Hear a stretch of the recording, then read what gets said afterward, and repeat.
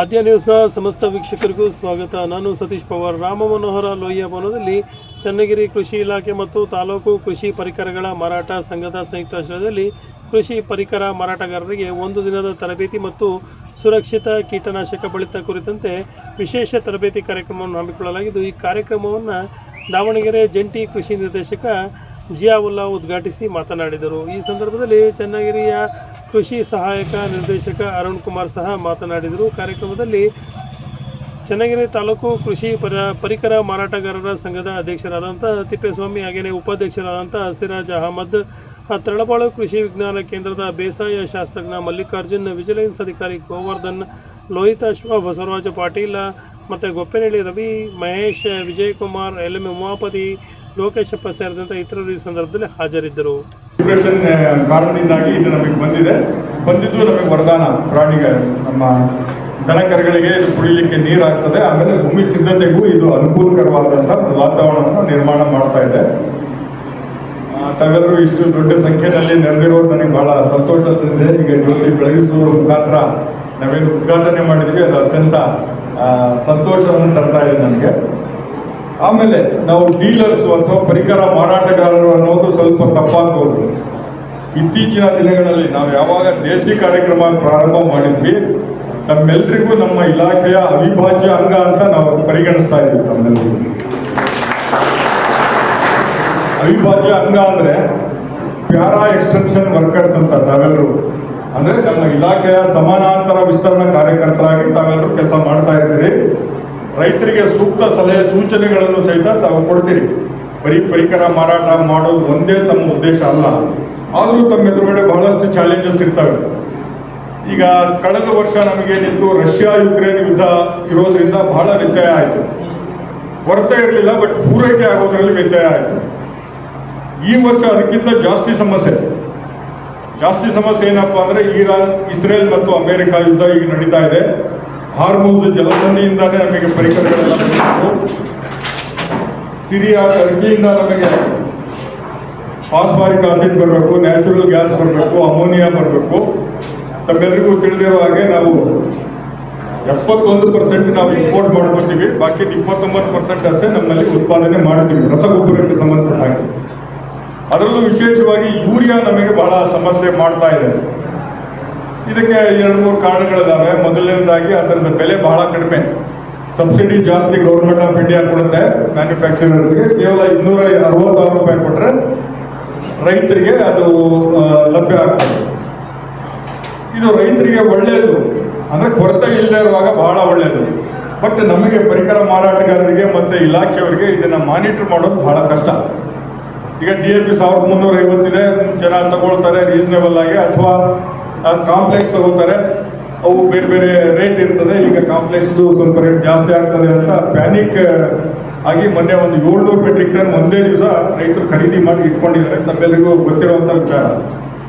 ಈಗ ಯೂರಿಯಾ ಬಗ್ಗೆ ನಾವು ಯಾಕೆ ಜಾಸ್ತಿ ಕಾಳಜಿ ವಹಿಸಬೇಕು ಅಂದರೆ, ನಮ್ಮ ಕೃಷಿಗೆ ಯೂರಿಯಾ ಬಳಸೋದು ತಮ್ಮೆಲ್ಲರಿಗೂ ಗೊತ್ತಿದೆ.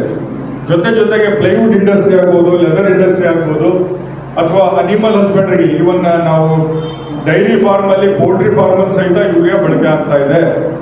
ಅದಲ್ಲದೆ ನಾವು ಕೃಷಿಗೆ ಏನು ಬಳಕೆ ಮಾಡ್ತಾ ಇದ್ದೀವಿ, ಇಂಡಿಸ್ಕ್ರಿಮಿನೇಟ್ ಆಗಿ, ಅವೈಜ್ಞಾನಿಕವಾಗಿ ಜನರು ಅದನ್ನು ಕಳೆನಾಶಕ ಎರ್ಚಲಿಕ್ಕೂ ಸಹಿತ ಯೂರಿಯಾನೇ ಬಳಸ್ತಾ ಇದ್ದಾರೆ. ಯಾಕಂದರೆ ಬರೀ 266 ರೂಪಾಯಿ ಅನ್ನುವಂಥ ಒಂದು ಮನೋಭಾವ.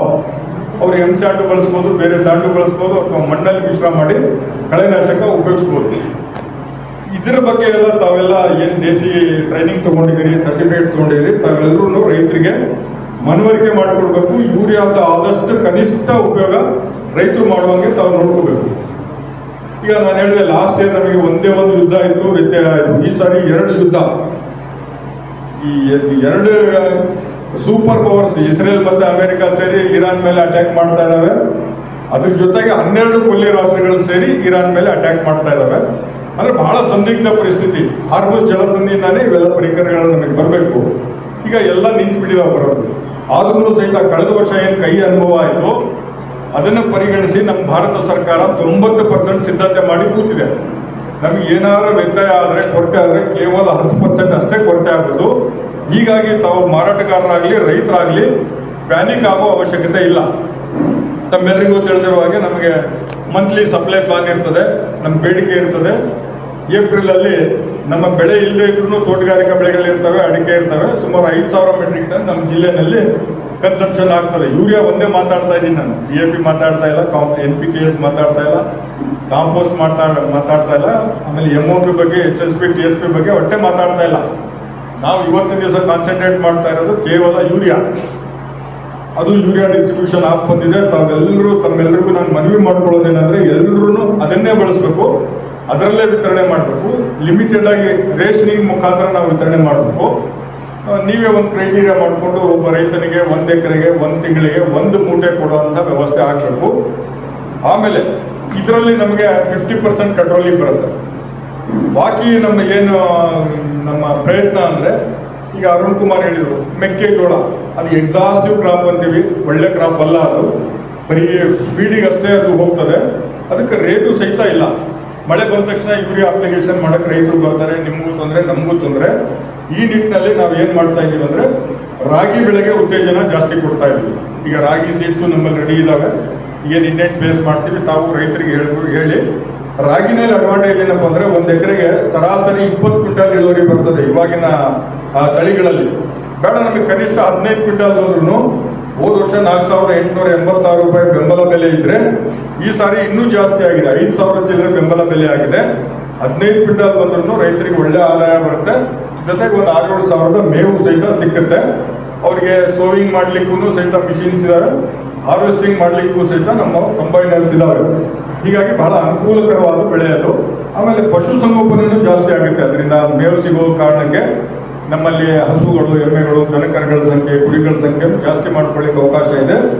ಒಂದು ಸಾರಿ ನಮ್ಮ ದನಕರುಗಳು ಜಾಸ್ತಿ ಆಗಿಬಿಟ್ರೆ ನಾವು ಸಾವಯವ ಕೃಷಿಗೆ ಕಡೆ ಮುಖ ಮಾಡ್ಬೋದು. ನಮ್ಮೆಲ್ಲರಿಗೂ ತಿಳಿದಿರುವ ಹಾಗೆ ಈ ಜಿಲ್ಲೆಯಲ್ಲಿ ಕಳೆದ ವರ್ಷ ನಾವು 5,000 ರೈತರಿಗೆ ಸಾವಯವ ಕೃಷಿನಲ್ಲಿ ತೊಡಗಿಸ್ಕೊಳ್ಳುವಾಗ ಮಾಡಿದ್ದೀವಿ. ಅದು ಪ್ರತಿ ವರ್ಷ ಜಾಸ್ತಿ ಆಗ್ತಾ ಹೋಗುತ್ತೆ. ನಾನು ಮೊದಲೇ ಹೇಳ್ದಂಗೆ ತಾವೆಲ್ಲ ನಮ್ಮ ಸಮಾನಾಂತರ ವಿಸ್ತರಣಾ ಕಾರ್ಯಕರ್ತರು ಇರೋದ್ರಿಂದ ಕೆಲವೊಂದು ಕಂಪನಿಯಿಂದ ಸೋರ್ಸ್ ಸರ್ಟಿಫಿಕೇಟ್ ತಗೊಂಡಿಲ್ಲ, ಅದನ್ನ ನೀವು ಮಾರಾಟ ಮಾಡ್ತೀರಿ.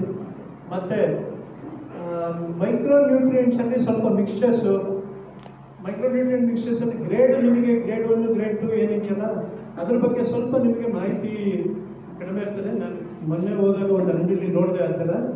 ಅದ್ರ ಮೇಲೆ ಕಂಪೋಸಿಷನ್ ಇರೋದೇ ಬೇರೆ, ಬಟ್ ನೀವು ಅದನ್ನ ಬ್ಲಾಂಕ್ ಆಗಿ ಏನು ನೋಡ್ದೇ ಮಾರಾಟ ಮಾಡ್ತಾ ಇದ್ರಿ. ಆ ಥರದನ್ನೆಲ್ಲ ದಯಮಾಡಿ ನೀವು ತಗೊಳೋದಕ್ಕಿಂತ ಮುಂಚೆ ಅವರಿಂದ ಸೋರ್ಸ್ ಸರ್ಟಿಫಿಕೇಟ್ ತಗೊಂಡು ಇದು ನಮ್ಮ ಏರಿಯಾಗೆ ಸೂಕ್ತನ, ರೆಕಮೆಂಡೆಡ್ ಅಂತ ನೋಡಿಬಿಟ್ಟು ನೀವು ಆಮೇಲೆ ವಿತರಣೆ ಮಾಡಬೇಕಾಗ್ತದೆ. ಅದನ್ನು ಒಂದು ಕೆಲಸ ಮಾಡಿ ಅಂತ ನಾನು ತಮ್ಮಲ್ಲಿ ಕೇಳ್ಕೊಳ್ತೇನೆ. ಅದೇ ರೀತಿ ಸಾಕಷ್ಟು ಜನ PC-ಗಳನ್ನ ಎಂಟ್ರಿ ಮಾಡಿಸಿರಲ್ಲ. ನಿಮ್ಮದು ರೇಟ್ ಡಿಸ್ಪ್ಲೇ ಮಿನಿಮಮ್ ನಾವು ಕೇಳ್ತಾ ಇರೋದು